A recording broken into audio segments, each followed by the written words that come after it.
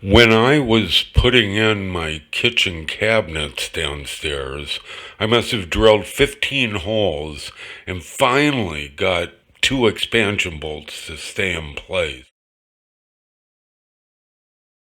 Okay, I'm going to be putting in a junction box here in this crumbly old stone wall. In crumbly old stone like this, expansion bolts just don't stay in. They fall right out. I don't even buy them anymore. I'm sure in newer concrete they have their uses, but in this crumbly old stuff, including crumbly old brick, they just do nothing. So you can see the hole that I drilled there, and it was very easy to drill because it's crumbly old stone.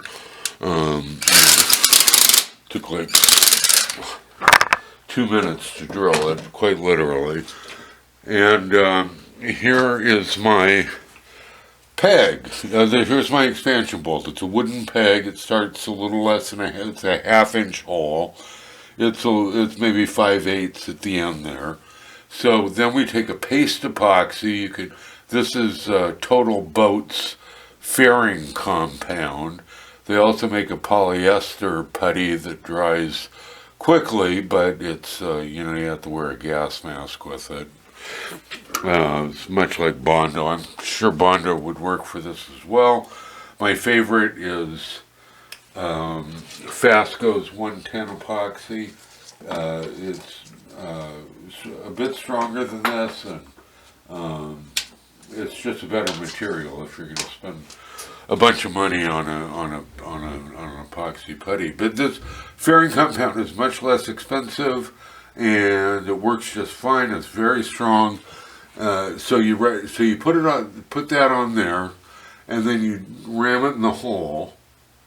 And then I'm going to need a hammer to pound it in a little bit more. Now you can screw into it.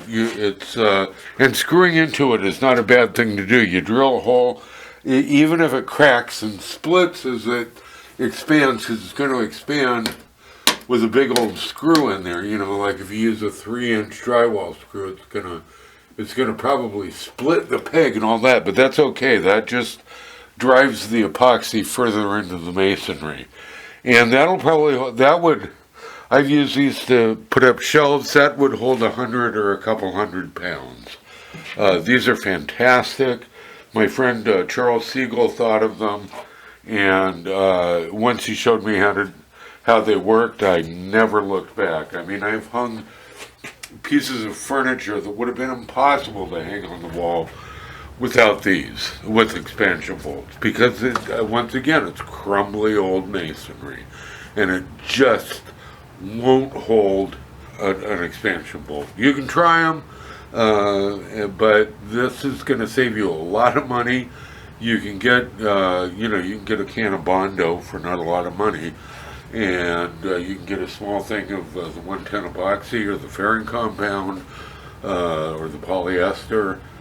This is much more affordable, and in the end, once you have the epoxy or the putty,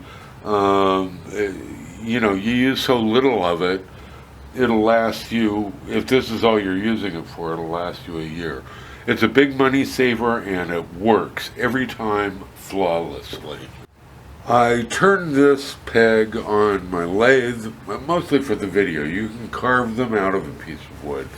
Just make sure it fits in there snugly. That's the most important thing.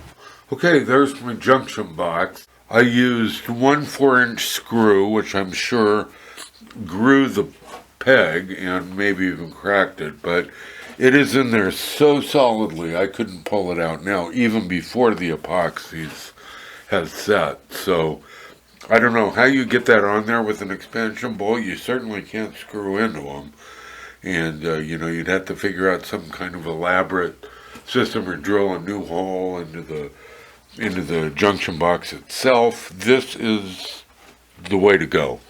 I mean, it was easy. It took 15 minutes, and it's on that rock wall, and it's never coming off. So happy building.